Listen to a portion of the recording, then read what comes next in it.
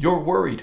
I get that. A lot of people have been through do-overs in their life, and the first feeling, that tug at them, is that they've missed out. They've given up their opportunity. It's though they had one shot, and now you're wondering, is it too late? Is this do-over going to cost me too much? That is, am I going to wind up old and poor, or am I already old and poor? Nuke, you know who this is? This is Sandy Grimes. Sandy Grimes hit 371 in Louisville in 1965. 376. I'm sorry. He hit 376. That's a career, man. And when we hear that boomers today, people from their 70s into their high 50s, have accumulated more wealth than any generation in human history, all we feel like is that we've missed out. You know what the difference between hitting 250 and 300 is?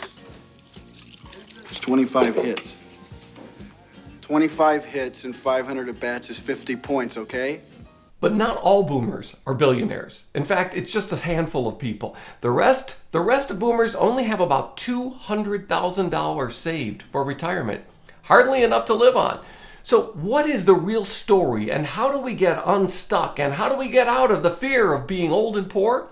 Well, let's take a look at some of the basic steps that are essential to a do-over and making sure that we don't wind up where we don't want to wind up. There's 6 months in a season. That's about 25 weeks. That means if you get just one extra flare a week, just one, a gork, you get a ground ball, you get a ground ball with eyes, you get a dying quail. So let's talk about do-overs. Feeling older and feeling poorer than we think we should, and maybe we've missed out on things, and let's figure out what we can do about it. Just one more dying quail a week, and you're in Yankee Stadium. So tap the like button and let's get started. Hi, I'm James Callahan, and this is the Do-Over Show, and I can admit that I've had a couple do-overs in my life, including a big financial one. And getting ourselves unstuck and getting ourselves back on track is essential, and we feel a little panicked about it the older we get.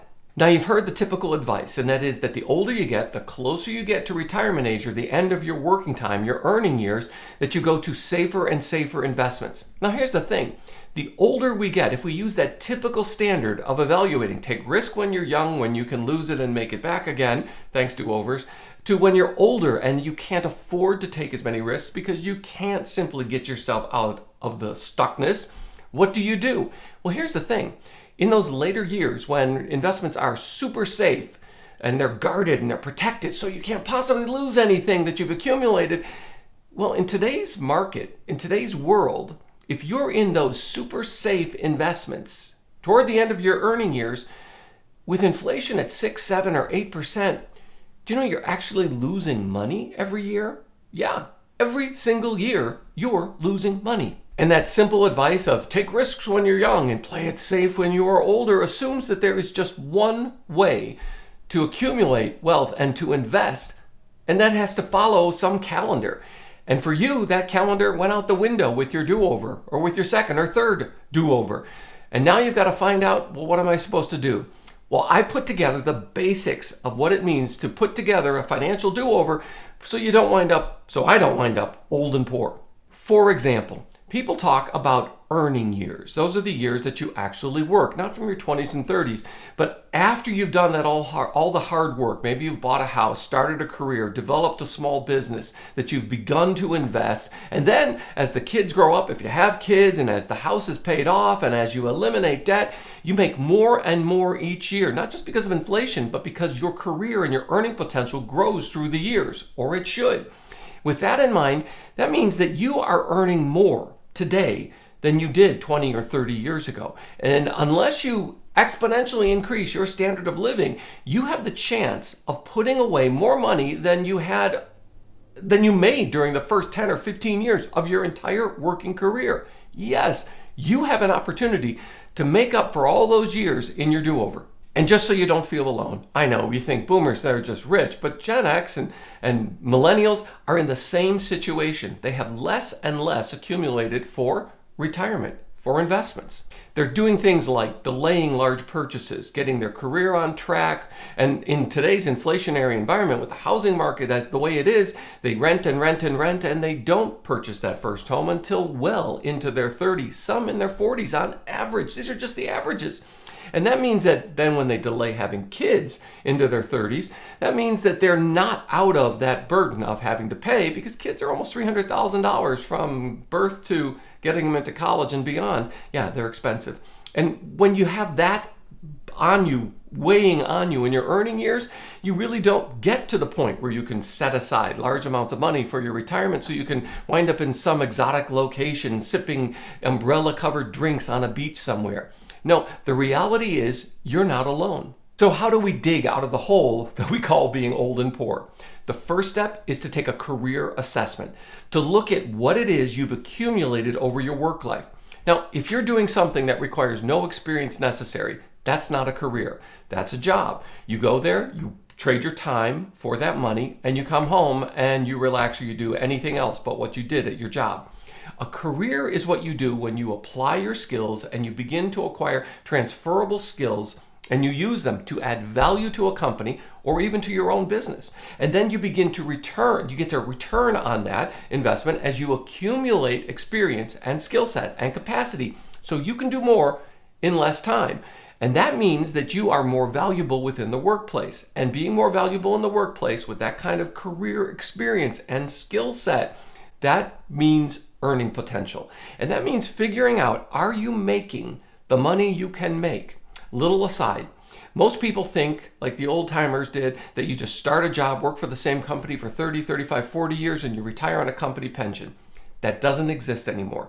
In fact, if you stay at the job or the first or second job that you have, right as you enter the workplace, you will make 20 to 30% less than someone who switches jobs every 2 to 3 years. Yes, 20 to 30% less in lifetime earning potential if you're faithful at one job with one company and go to the office every day, same location, for 30 years plus. So it's time to ask yourself, am I being paid a fair wage for my experience in today's market? If you've got a skill set that's valuable today, and if in this tough job market with fewer and fewer openings, even with inflation, even with a recession looming, if you have the ability to leverage your skills either with a retention effort at your current employment or to find new employment, it might be the time to say, maybe it's time to look for a new job, because that's how I can get paid more money. Next, don't think of 65 as retirement, as the end of your working years, for a couple reasons. First of all, the Social Security Administration, if you're born anytime after 1960, says it's not 65, it's 67. And that you get penalized for taking Social Security benefits after age 62 to the time you reach your legit retirement with the Social Security Administration, and you make money during that time, then you get paid less in Social Security and you sacrifice what you've paid in. Now, I know most people aren't counting on living on Social Security, or at least you don't want to count on living on Social Security. But that means that stop thinking of 65 or even 67 as a cutoff age, as though you're going to stop working. Now, that means that in your earning years, in those years, in your 60s, maybe even into your 70s, we have to condition ourselves, we have to think differently about what it is that work is able to provide. Even if we lose out on a full-time employment opportunity, and even if we need to supplement our income or our Social Security, more and more today, your skill set, your career can be leveraged for gig work, for consulting, for Upwork, for Fiverr, for opportunities of using your skills in ways and in profitable ways to continue to increase your income even in your 60s and into your 70s. So don't think of 65 as retirement. Don't count down from the years that you have between now, today, and when you turn 65. Happy birthday to you, and think that's it, that's all the time I have. That's not all the time you have. That also means that you have to get over this idea that you're just going to be able to quit working one day. Now, it doesn't mean that you work up to the time you die. Some people will. I will, for example. Not just because I have to, but because I want to. But that means giving up on the idea that somehow you get a get-out-of-jail-free card when you reach a certain magical age. Now, without the money to do so, you are going to have to work. So think of ways that you can leverage the skills that you have, transferable skills, and begin to build those opportunities today. Make your presence known in professional channels like LinkedIn. Let people know that you have a skill set in these areas that might be beneficial to them and might be something that they want to pay you to do. That is, start today to begin to leverage the skills that you use in your work experience from your education through your career and begin to put yourself out there in professional channels, network, let people know, I do this for a living. I could probably help you. Oh, and by the way, it is a luxury, but not only do you plan to work, but try to find something that you actually enjoy, that you'll begin to relish, not that you complain about. That's different. You don't want to be one of those old complainers. What you want to do is find something that you maybe actually enjoy. Maybe there's something that you didn't have the opportunity to do when you were young, when everybody said take those risks, and you didn't. You just went to work, put your head down, and you wake up, and now all of a sudden you've got 10, 15 years before a 65th birthday, and you wonder, oh my gosh, what am I going to do? This is the time when you can explore those new opportunities that might actually be something that you find challenging, something that you've always wanted to do, something that has purpose and meaning, something that maybe in the nonprofit sector or a mission-driven organization, when you say, look, I'm going to invest what I have in my work years in something that's meaningful to me.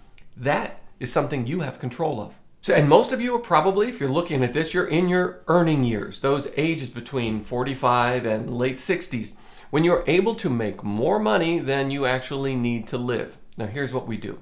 We just increase our standard of living. We trade in our Ford for our Cadillac for a Mercedes or an Audi. Yet we tend to up our lifestyle, and we tend to spend things on crap that we don't need and collect things that we aren't going to find useful. In that time, this is the chance you have of living on less, even as you make more. So set a goal for yourself. Can you live on, say, 50% of what you earn? Take that raw number, 50% of what you make today.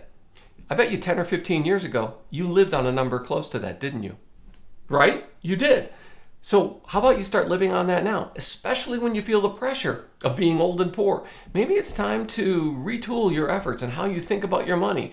That if you want to invest yourself in your future, that means living on less today and investing more, not just saving, investing. Now, one of the typical approaches, especially as you move along in your earning years, is that you think, I've got to protect my money because I've missed out on time. I don't have time to make any more mistakes. First of all, that means that you think you have to be perfect in your investing, and no one is perfect in when they put their money to work or invest. That means that, first of all, get over it. You're not perfect, and you're not going to avoid mistakes, no matter how old you are. The second part of that is that we practice this thing called diversification. And the more diversified we are, we think the safer we are. That if we just spread our money over every possible investment, no matter what happens, our money will be there. Well, first of all, if the economy takes a downturn like it has several times during your work lifetime, it doesn't matter how diversified you are. Everything goes down. The second thing is we can be so diversified that we are what Charlie Munger and Warren Buffett of Berkshire Hathaway call diversified. I've done a video on that, of spreading things so thin that we never really benefit from our investing. And you can check out that video here.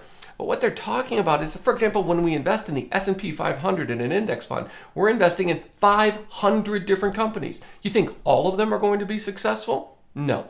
Yes, a rising tide lifts all boats. But it means that we are lifted only to the average level. And nothing that we invest in has a particular return, a significance for us. Charlie Munger and Warren Buffett's advice is instead, do your research in 10 or 15 different companies. Find 5 or 6 that are good, strong companies. Either growth companies that promise an upside because of the increase in their price, or value companies that have paid a dividend, a good dividend, 2, 3, 4, 5% over a long time, and they're stable businesses so that they can pay you while you sleep, and you can reinvest your money in those dividend or value stocks. Their advice is that if you spread everything too thin, you will never beat the averages, and in an inflationary environment, you'll actually lose money. Now, the other bit of advice about how to get over this feeling of being old and poor is simple. Get out of debt. Pay off credit cards, and then stop using credit cards, and learn to live on 50%, for example, of your income. That is, you don't have time to pay off the minimum on your Visa bill or MasterCard bill every month, and it will take you dozens of years to pay off that sandwich or that latte or that vacation that you take. No, instead, learn to pay things with cash. And when you start to pay things with cash, like vacations or large expenditures, you'll start to get that tug at you where you'll feel, wait a minute, I'm giving away money that I need in 10 or 20 years I'm going to make myself old and poor just for 3 days in the Bahamas? Oh, and one more thing about getting over feeling old and poor is that you can get over feeling old and poor. That is, get rid of the crap in your life. You see, the older we get, the more junk we accumulate. Not just mementos, not just nice things. We tend to stop throwing things away. We tend to inherit things. We tend to keep things around the house. Things that have no sentimental value, but we spent good money on 5, 10, or 20 years ago. You can do a Marie Kondo thing, this sort of Zen simplicity thing. Or you can do this really cool thing that a lot of people do, and that is they start to gift their possessions to family members, to friends, or they start giving things away. They've got maybe some piece of china that, yes, was meaningful to them once, or they thought was pretty on a whim, and now they can use it as a plate and give it to somebody with cookies on it. And it's a gift of value, of significance. But learn to begin to not just downsize, but learn to simplify by being generous. That's the twist. Learning to be generous when we feel greedy or feel the need to be stingy is one of the ways of keeping ourselves sane in that experience of feeling old and poor, and to get ourselves out of the hole so that we begin to think of ourselves as people who have agency. We have control. We have influence in the course of our life and in our money story.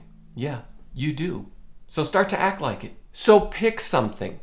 Yes, pick one thing. Can you live on, say, 50% of your income? No. Well, can you live on 70% and invest 30%? How about 80% and invest 20%? Start somewhere.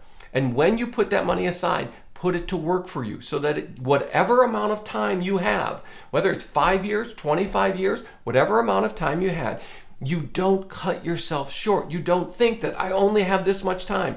You have more time than you think. I know, you might get hit by a bus and all that, but for most of you, you have more time than you think. Stop cutting yourself short. The years that you have. Start thinking, I'm going to die tomorrow. What am I going to do? If you're going to die tomorrow, what do you care? Instead, start to put it aside. Delay gratification. Set a goal and start today. Not tomorrow, today. How about, no, not today, now. Start now. And tell us in the comments, what are you going to do now that'll make a difference in your life to get out of the hole that you're feeling old and poor? And thanks for being part of the Do-Over Show. Please, could you tap the like button? Because it does really help. And while you're down there, how about you subscribe so you don't miss the next episode? I'm so glad you found me, and I found you. Thanks.